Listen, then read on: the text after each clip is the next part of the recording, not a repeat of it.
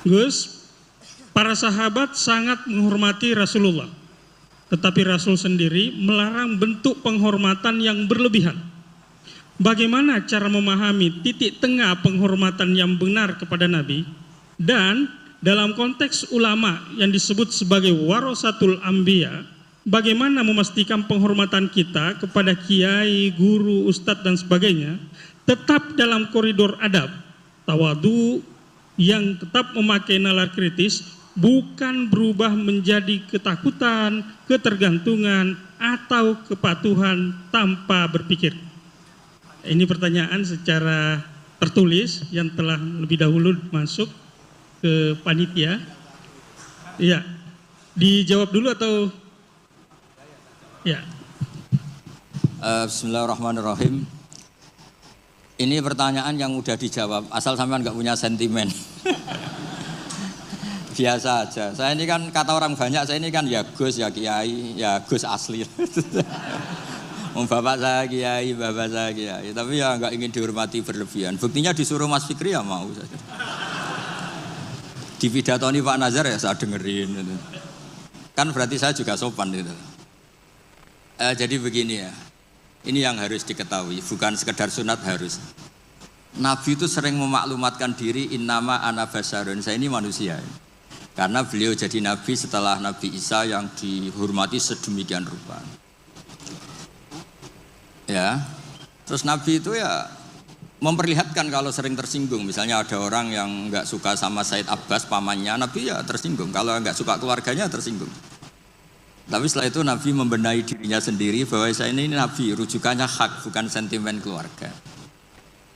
Nah sahabat juga sama ya, hormat sekali sama Nabi, tapi tetap kaedahnya itu la tutruni kama atrot an-nasoro, ya kamu jangan berlebihan sampai mentaklih, sampai menuhankan. Kalau hormat yang berlebihan dengan arti loyalitas atau bahasa tubuh, itu ya mulai dulu ada ya di semua tradisi. Sama lihat di kerajaan-kerajaan atau di film-film Cina itu kan semua, baik versi ketua suku maupun ketua geng, ketua apa saja kan ya dihormati oleh anak. Tapi yang unik dari Nabi itu penghormatannya itu malah mengarah ke Tuhan. Misalnya begini, tadi Pak Kures cerita panjang tentang syarat sahnya jadi saksi. Ini penting, sampai nak bus warga ben gak repot. Enggak swarga ini ndek-ndek wae, tapi nanti kalau sama Nabi gak bisa bercengkrama sama bidadari, sampai sungkan. Nanti tak carikan bidadari yang cerewet kayak istri kamu. Kayaknya nggak ada ya. Berarti trauma kamu sama istri itu. Kalau saya inginnya ya yang mirip lah. Biar apa? Kenangan. Ini perlu dicatat. Sebetulnya sehot solawat, saya berkali-kali matur di kitab Ithaf. Sehot solawat itu sehot terbaik. Karena ada kata-kata gini ya, sudah kita misalnya adat pesantren Allahumma sholli ala sayyidina Muhammad atau yang tanpa sayyidina Muhammad sholli ala Muhammad. Itu kan kelihatan, Allah itu pemberi, Nabi itu yang diberi. Saya ulang lagi, ya Allah kasihkan sholawat engkau ke Nabi, berarti Allah itu pemberi, Nabi yang diberi. Nah, kata kitab Ithaf, wan nabiyyu wa injalla qadruhu muhtajun ila rahmati ta'ala. Nabi apapun hebatnya, hubungannya dengan Allah itu Allah pemberi, Nabi penerima. Makanya hadil ummah tidak akan terperosok mentaklih, menuhankan Muhammad, karena redaksinya sudah, ya Allah saya minta sholawatmu kasihkan ala abdika wa rasulika Muhammad, disebut ala abdika. Maka sehingga sholawat itu ekspresi kita mencintai Nabi, maka kita bersholawat sekaligus memaklumatkan porsi masing-masing. Allah selamanya pemberi dan Nabi apapun hebatnya diberi.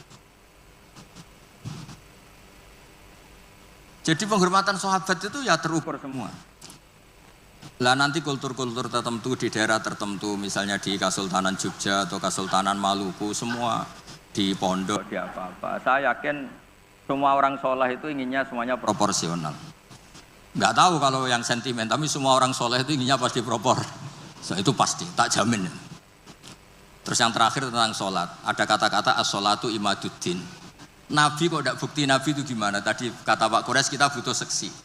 Ketika beliau jadi Nabi dan diikuti banyak orang, yang jadi ukuran ajaran terbesar beliau itu apa? Sholat. Dan sholat itu nyuruh apa coba? Allahu Akbar kabira walhamdulillah katsira subhana rabbiyal azim subhana rabbiyal a'la. Ketika itidal Rabbana walakal hamdu. Masa ada seorang manusia bikin satu ritual yang semuanya itu muji Allah? Itu kalau nggak Nabi nggak bisa. Sampai antak kayak hak gawe wiridan mantra nguntungno sampean dhewe mesti.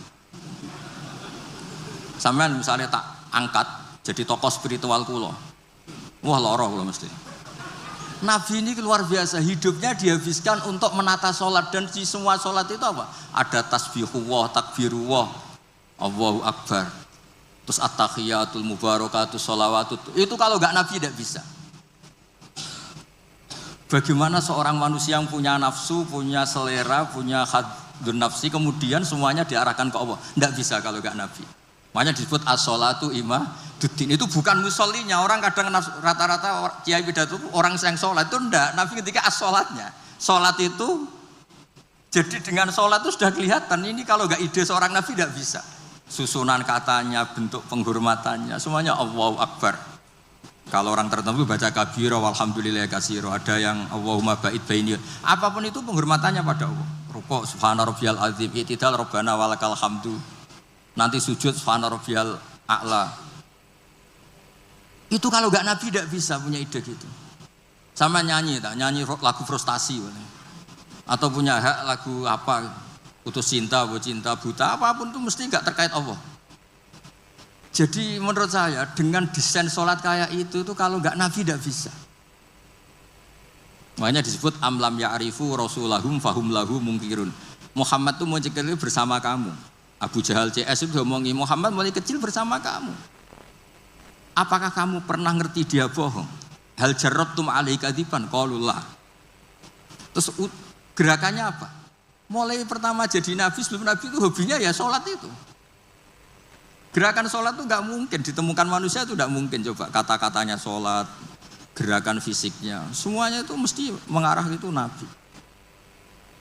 Maksud saya kalau bahasa keseharian itu ya terserah lah. Orang Jawa kalau dipegang kepalanya tersinggung, kalau orang Arab seneng. Dan ini kalau bentuk penghormatan pada guru sampai nadili ya repot, semuanya subjektif. Semuanya apa? Ya tapi tentu nggak boleh berlebihan. Di mana-mana berlebihan itu nggak baik. Hanya urusan penghormatan. Kamu makan berlebihan ya sakit panitia kan. Kamu sering ngaji ya kasihan istri kamu. Pelarian kok ngaji itu gimana? Kamu terlalu sayang istri ya kasihan ibu kamu. Karena apa kalau berlebihan kan enggak. Makanya saya tuh sering cerita kalau ada santri sering sowan saya sama istrinya tak marahin. Kamu tuh santri nggak bener, terlalu mesra. Ternyata betul. Setelah beberapa hari ibunya datang. Ya Gus, Jokrabi lali kulo setelah menikah lepas saya. Ya karena berlebihan itu. Kayak orang kok seneng ngaji, bahaya itu mesti. Agak-agak banyak masalah. Ini bukan suudon, soal yakin. Tapi bagus, pelariannya kok ngaji. Coba sekarang misalnya istri sampean sedang mesra terus ngajak liburan ke Australia, milih ngaji Gus Pak apa ke Australia? Ayo jawab. Sedang mesra-mesranya, ayo main ke Australia, mumpung saya uangnya banyak. Sudah kamu tak traktir, ngaji apa liburan? Oh yang bener. Yang jujur gitu loh. Ya tapi gak apa-apa, ngaji itu sudah bagus. Mulai dulu ya gitu, mulai dulu ya. Sayyidina Ali itu kalau ke masjid itu sedang bentrok sama Sayyidah Fatimah. Kalau enggak ya di rumah sama Sayyidah Fatimah. Artinya itu manusiawi, makanya Nabi tanya, mana suamimu? Baini wa bainahu syai'un, tadi ada geger sama saya makanya enggak di rumah. Terus ternyata tidur di masjid. Kalau kata KNO karena bayangkan ada beduk, tidur di bawah beduk, padahal masjidnya Nabi tidak ada beduk. Terus ya abad turab. Ya dulu itu biasa orang ke masjid itu karena uzubah, belum nikah kayak Abdul bin Umar atau Ali baru masalah dengan Sayyidah Fatimah. Sekarang ya alhamdulillah banyak yang teruskan itu. Kalau sedang banyak masalah ya sering ke masjid, kalau enggak ya nah, itu sanadnya mutasil itu. Jadi beragama itu ya untuk manusia biasa aja. Sementing tauhidnya ditata. Tadi kata Pak Quraisy kalau iman sama Rasulullah Muhammad Nabi ya syahadahnya di minimal syahadat tadi. Orang punya ide menemukan sholat itu kalau enggak seorang Nabi itu tidak bisa. Coba kalimat sholat itu menguntungkan Nabi apa menguntungkan Allah? Kalau boleh dibahasakan. Semuanya mengarah ke Allah. Bahkan hubungannya Nabi dengan Allah itu kita katakan apa? Allahumma sholli, ya Allah kasih. Nabi saya ini kasih rahmatmu. Tetap saja hubungannya Allah pemberi, Nabi diberi, penerima. Jadi nggak mungkin agama ini kebablasan sampai menuhankan. Nah, masuk surga pun dengan rahmatnya Allah. Sampai Nabi ngintikan kamu tidak masuk surga karena amal kamu. Wala anta ya Rasulullah, juga engkau tidak masuk surga karena amal engkau. Wala ana illa ayataghammadan ya wa bi rahmati. Kayak apa? Segalanya itu Allah itu kayak. Keren kan jenengan? Keren. Sekarang ngrungokno ngaji. Nggih, kasih. Illa ayataghammadan ya wa bi rahmati.